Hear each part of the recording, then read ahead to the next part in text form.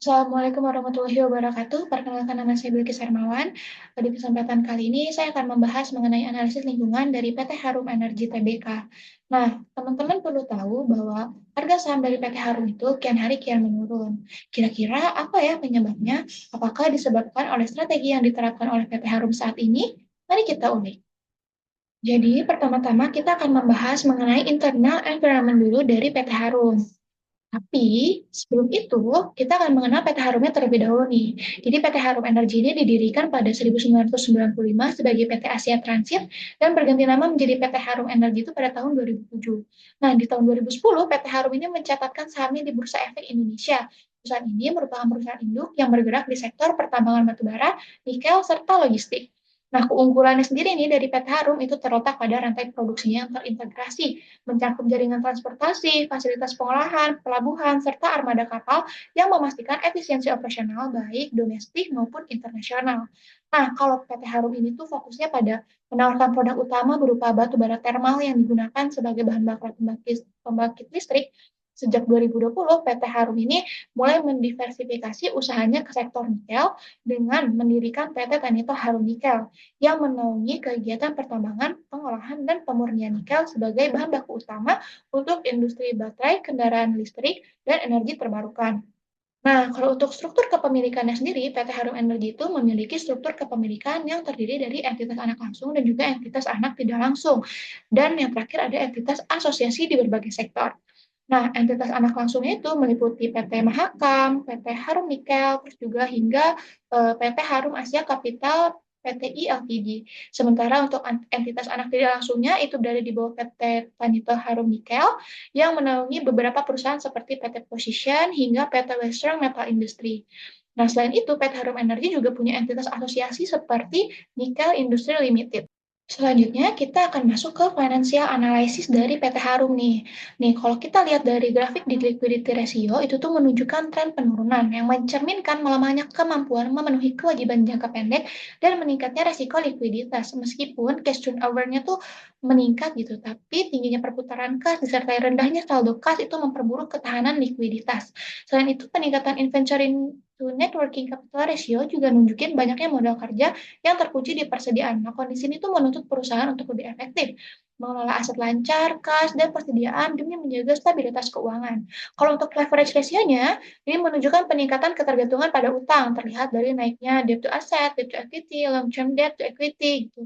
Dan itu mencerminkan bahwa strategi pembiayaan yang dilakukan oleh PT Harum ini agresif, tapi berpotensi meningkatkan risiko keuangan, terutama saat kondisi pasar sedang kurang stabil. Nah, untuk menjaga kesehatan keuangan ini, perusahaan itu perlu menyeimbangkan penggunaan utang dengan profitabilitasnya agar tidak membebani kinerja jangka panjang.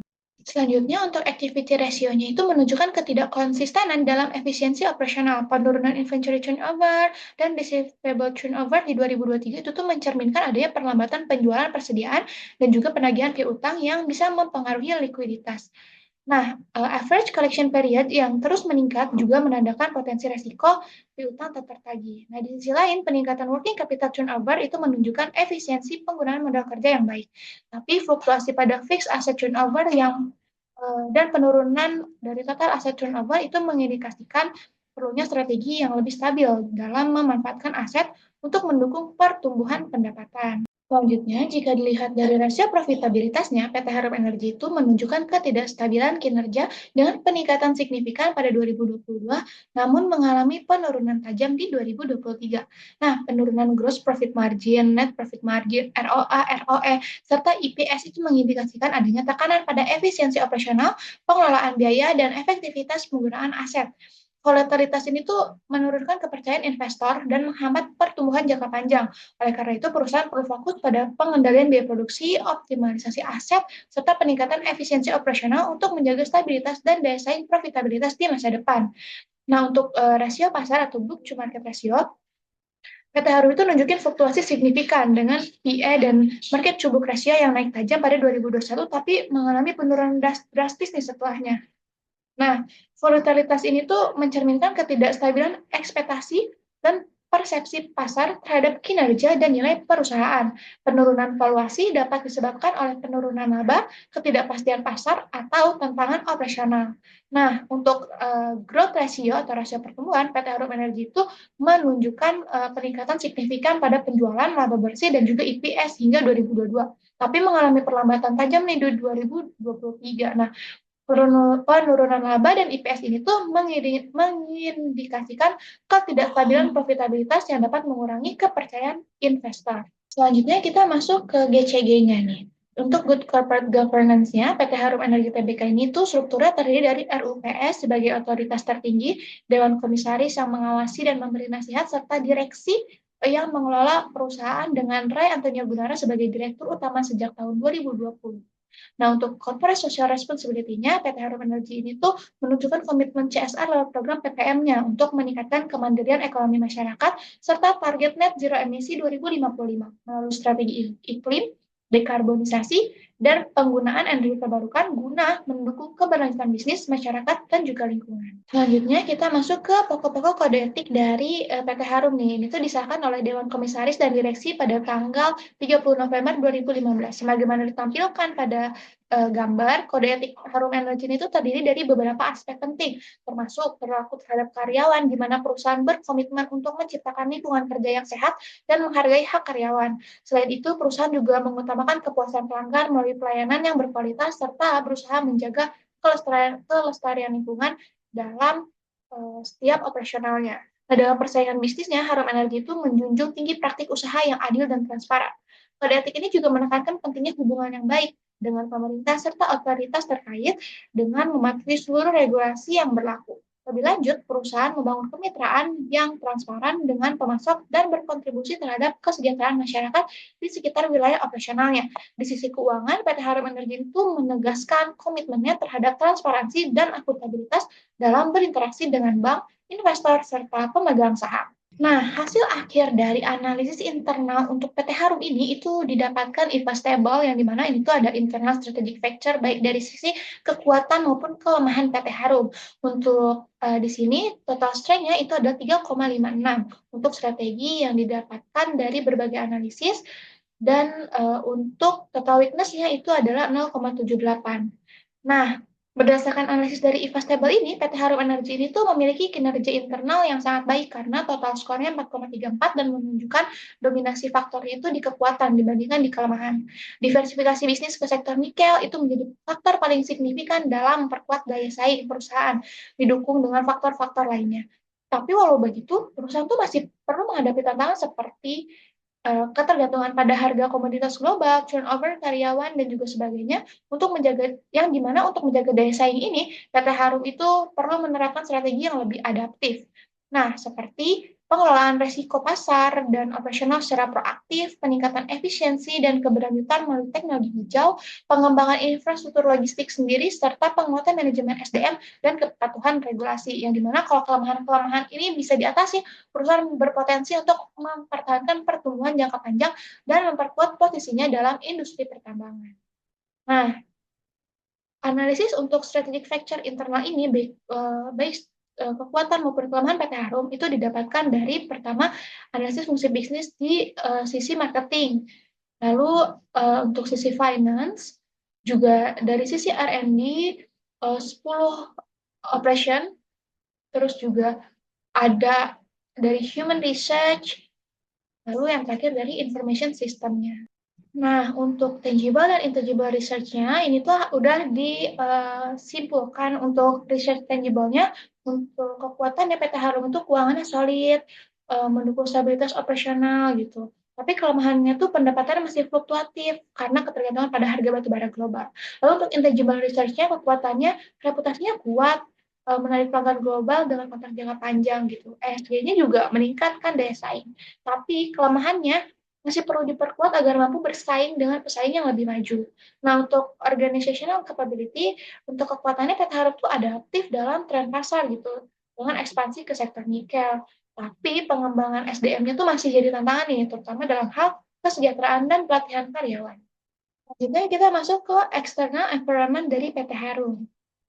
Nah, hasil akhirnya itu adalah EVA Stable, yang dimana external strategic factor ini didapatkan dari berbagai analisis, yang di sini bisa dilihat untuk opportunity-nya itu total skornya adalah 3,23. Sedangkan untuk total threat atau ancaman bagi PT Harum itu ada 0,61. Yang dimana dari hasil analisis ini tuh menunjukkan bahwa PT Harum Energi itu punya peluang yang lebih besar dibandingkan dengan ancamannya gitu. Dengan total skor 3,84, peluang utama dari perusahaan ini tuh berasal dari peningkatan permintaan batubara di Asia dan ekspansi ke pasar baru yang telah dimanfaatkan dengan strategi diversifikasi pemasaran. Lalu kemajuan teknologi tambang, kebijakan pemerintah yang mendukung investasi juga menjadi faktor yang menguntungkan bagi PT Harum. Tapi di sisi lain ancaman terbesarnya yang mungkin dihadapi oleh PT Harum itu adalah transisi ke energi terbarukan yang dalam jangka panjang ini tuh bisa mengurangi permintaan batubara secara global. Nah, regulasi lingkungan yang semakin ketat dan fluktuasi harga batubara juga menjadi tantangan bagi stabilitas bisnis PT Harum gitu. Oleh karena itu PT Harum perlu memperkuat strategi keberlanjutan seperti diversifikasi ke energi terbarukan, peningkatan efisiensi melalui teknologi ramah lingkungan, penguatan ESG praktis, terus juga pemanfaatan green financing, serta adaptasi proaktif terhadap regulasi dan meningkatkan efisiensi operasional untuk menghadapi persaingan dan juga perubahan pasar.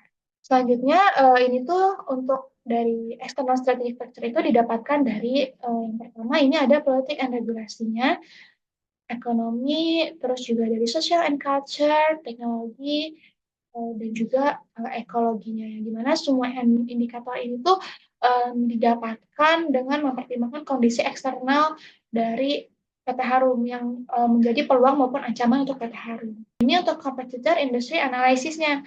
Di sini tuh skornya untuk keseluruhan itu adalah 2,95. Jadi berdasarkan analisis dari 5 kekuatan quarter, PT Harum Energi ini tuh berada dalam industri dengan tingkat persaingan yang cukup tinggi gitu. Dengan total 2,95. Persaingan antar perusahaan tambang batubara itu masih jadi tantangan utama nih, mengingat keberadaan pemain besar seperti PT Adaro, PT Bukit Asam gitu. Meskipun ancaman substitusi dan dari energi terbarukan meningkat, tapi batu bara ternyata masih menjadi sumber energi utama di Indonesia, jadi permintaannya itu tetap stabil. Nah, kekuatan tawar-menawar pembeli dan pemasok berada pada tingkat moderat. Itu nunjukin kalau adanya keseimbangan dalam negosiasi harga dan pasokan. Sementara itu, ancaman dari pendatang baru itu relatif rendah, yang karena seperti yang kita tahu bahwa tingginya hambatan masuk seperti regulasi yang ketat dan investasi besar juga itu menghambat adanya pendatang baru gitu. Nah, pemangku kepentingan lain seperti termasuk pemerintah dan LSM juga punya pengaruh yang signifikan nih terhadap operasional perusahaan, terutama terkait kepatuhan lingkungan dan kebijakan energi. Dengan kondisi ini, PT Harum Energi perlu terus meningkatkan efisiensi operasional, memperkuat hubungan dengan pembeli, serta mengelola risiko dari tekanan eksternal untuk mempertahankan daya saingnya di industri pertambangan batubara. Untuk strategic groupnya sendiri, berdasarkan diagram nih PT Harum Energi itu dan PT Indo Tambang Raya itu berada pada kuadran dengan efisiensi harga serta inovasi teknologi dan keberlanjutan yang rendah. Jadi itu nunjukin kalau misalnya keduanya itu masih punya keterbatasan dalam pengelolaan biaya serta penerapan teknologi ramah lingkungan. Sedangkan untuk PT Bayan itu berada di tingkat inovasi yang lebih baik, tapi masih menghadapi tantangan dalam efisiensi harga. Dan itu nandain adanya investasi dalam keberlanjutan, tapi dengan struktur biaya yang belum optimal. Sementara untuk PT Bukit Asam dan juga PT Adaro, mereka tuh menempati posisi terdepan dengan efisiensi harga tinggi serta inovasi keberlanjutan yang unggul. Nah, ini tuh nunjukin kemampuan mereka dalam mengadopsi teknologi modern dan mengelola biaya operasional secara efektif. Jadi dengan kondisi ini, PT Harum dan PT um, Indo Tambang Raya itu masih perlu meningkatkan daya saing melalui efisiensi biaya dan investasi dalam teknologi hijau. Nah, selanjutnya kita masuk ke analysis of strategic factor. Jadi di sini setelah kita menganalisis dari sisi internal dan eksternal, didapatkanlah strategic factor baik dari kekuatan, kelemahan, maupun dari peluang dan ancaman untuk PT Harum. Jadi kesimpulannya untuk analisis strategic factor-nya ini tuh didapatkan skor sebesar 4,08. Hasil analisis itu nunjukin kalau diversifikasi ke sektor nikel itu merupakan prioritas jangka panjang karena memerlukan waktu untuk investasi, eksplorasi, dan peningkatan kapasitas produksi. Sementara pembangunan infrastruktur logistik dan modernisasi operasi tambang juga masuk dalam kategori jangka panjang karena memerlukan koordinasi teknologi dan pengembangan yang berkelanjutan. Di sisi lain, faktor seperti fluktuasi harga batu bara, kenaikan harga komoditas, serta turnover karyawan adalah faktor jangka pendek yang dapat berubah dengan cepat dan perlu dikelola secara taktis. Nah, Permintaan batubara Asia dan ekspansi pasar itu berada dalam kategori jangka menengah karena masih ada peluang dalam beberapa tahun ke depan sebelum transisi energi sepenuhnya mengubah dinamika pasar. Untuk mempertahankan daya saing, PT Harum Energi ini perlu terus berinovasi dalam pengelolaan lingkungan dan strategi ekspansi pasar sambil menyeimbangkan investasi jangka panjang dalam diversifikasi bisnis dan juga teknologi tambang. Oke teman-teman, jadi karena setelah kita udah menganalisis nih lingkungan dari internal maupun eksternal dari PT Harum, juga strategi yang diterapkan oleh PT Harum. Nah, untuk menjawab pertanyaan, kenapa sih harga saham PT Harum itu turun gitu? Beberapa penyebabnya itu bisa dilihat dari kalau tadi kita lihat dari financial analysis itu ada net profit margin yang turun, terus juga ROE dan juga IPS-nya juga turun gitu. Nah, penurunan laba dan pengembalian kepada pemegang saham ini itu mempengaruhi persepsi investor bahwa potensi return dalam saham Harum tuh menurun gitu sehingga tekanan jualnya jadi meningkat.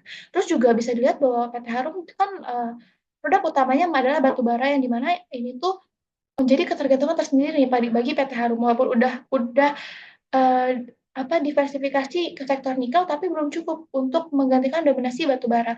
Yang ini tuh bikin bikin investor mungkin jadi skeptis di tengah transisi global ke energi terbarukan dan tantangan regulasi dan tekanan ESG terhadap industri batu bara.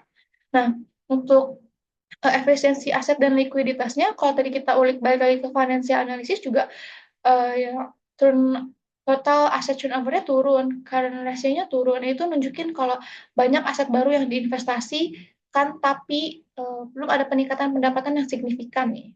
Terus untuk leverage-nya juga meningkat. Ini jadi bisa disimpulkan bahwa strategi yang dijalankan seperti diversifikasi ke sektor retail, investasi besar, dan ESG itu sebenarnya udah relevan gitu untuk diterapkan di PT Harum karena itu menanggapi tren industri energi global. Tapi mungkin tantangannya itu adalah di efektivitas eksekusi dan juga timingnya. Yang mungkin setelah saya mencoba untuk menganalisis bahwa masalah utamanya itu pertama disebabkan oleh terlalu agresifnya dalam ekspansi, tapi hasilnya belum optimal. Terus juga kurang cepat pengendalian biaya operasional sehingga menyebabkan GPM dan OPM-nya mengalami penurunan. Terus manajemen arus kas dan likuiditasnya kurang kuat nih. Ini bisa dilihat dari resiko likuiditas yang terus menurun gitu. Nah, jadi sebenarnya intinya bukan strategi yang salah, tapi implementasi strategi ini tuh membutuhkan waktu dan pengelolaan keuangan yang lebih ketat untuk menjaga kinerja jangka pendek yang pada akhirnya mempengaruhi persepsi investor dan juga harga saham dari PT Harum. Mungkin sekian dari saya, kurang lebihnya mohon maaf. Wassalamualaikum warahmatullahi wabarakatuh.